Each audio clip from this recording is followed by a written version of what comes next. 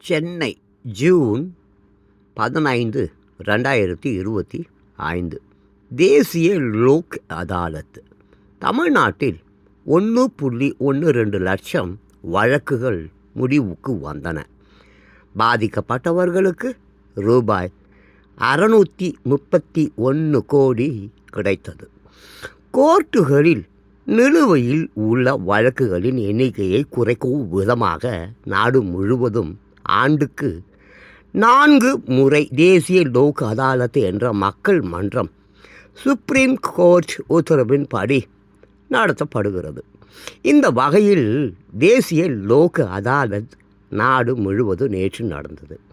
இது குறித்து மாநில சட்டப்பணி ஆணைக்குழு உறுப்பினர் செயலர் நீதிபதி என். பாலகிருஷ்ணன் கூறியதாவது: மாநில சட்டப்பணி ஆணைக்குழுவின் நிர்வாக தலைவர் ஐகோர்ட் நீதிபதி ஆர். சுப்பிரமணியன் வழிகாட்டுதலின் பேரில் மாநிலம் முழுவதும் லோக் அதாலத் நடத்தப்பட்டது.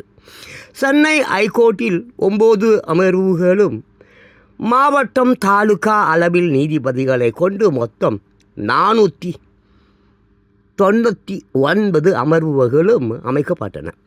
இந்த அமர்வுகளில் வழக்குகள் விசாரணைக்கு எடுக்கப்பட்டன.